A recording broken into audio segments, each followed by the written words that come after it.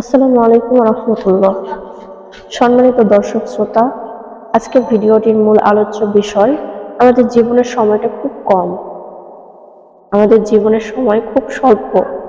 প্রিয় ভাই ও বোনেরা, মৃত্যুর কোনো গ্যারান্টি নেই। স্বাভাবিকতা তো এই যে আল্লাহ তাআলা যখনই আমাদের ডাক দিবেন তখনই আমাদের যেতে হবে। মৃত্যুর সময় নির্ধারিত। কেউ অল্প বয়সে কবরের যাত্রী হয়ে যাচ্ছেন, কেউ যুবক বয়সে, কেউ বা বৃদ্ধ বয়সে। এটা আল্লাহ তাআলার ইচ্ছা। বান্দার হায়াত কত হবে তা আল্লাহ তাআলার হাতে। পূর্বের নবীগণের উম্মতেরা শত শত বছর হায়াত পেয়েছিল, কেউ 1000 বছরও হায়াত পেয়েছিল।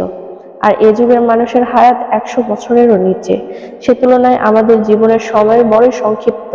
আর এই সংক্ষিপ্ত জীবনের জন্য আমরা কত কিছুই না করি। হযরত মুসা আদম আলাইহিস সালামের জামানায় এক মহিলা এসে হযরত মুসা আদম আলাইহিস সালামকে বললেন, হে আল্লাহর নবী, আমার সন্তানগুলো ছোট থাকতেই মারা যায়। হযরত মুসা আদম আলাইহিস সালাম তখন বললেন, একটা সময় এমনও আসবে যে মানুষ সর্বসাকুল্যে 100 বছরেরও কম সময় পাবে। মহিলা এ কথাটি শুনে আশ্চর্য হয়ে বললেন, সে যুগের মানুষ কি ঘরবাড়ি তৈরি করবে? তারা কি বিয়ে শাদীও করবে? নবী বললেন, হ্যাঁ, এই সংক্ষিপ্ত জীবনে তারা বড় বড় দালান কোঠা তৈরি করবে, বিয়ে করবে, প্রচুর সম্পদ জমা করবে।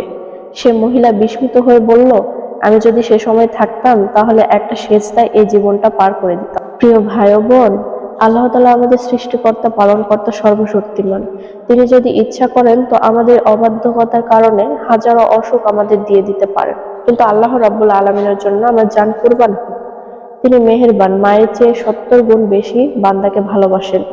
তিনি আমাদের সুযোগ দিয়েছেন। আল্লাহ তাআলা বলেছেন, যদি বান্দা তার গুনাহের জন্য অনুতপ্ত হয়ে তওবা করে ফিরে আসে, আর আমি সে বান্দাকে আপন করে নেব। সুবহানাল্লাহ। আমার প্রিয় দোস্ত ও বুজুর্গ, এই গুনাহার স্বাদ তো খুব অল্প, কিন্তু সে মহান রাব্বুল আলামিনের আনুগত্য সব স্বাদের উপরে। সে মজায়, সে স্বাদের কোনো তুলনা নেই। তো সম্মানিত দর্শক শ্রোতা, ভিডিওটা কেমন হলো আপনারা কমেন্টস করে জানাবেন এবং চ্যানেলটি সাবস্ক্রাইব করে আমার পাশেই থাকবেন। আসসালামু আলাইকুম রহমতুল্লাহ।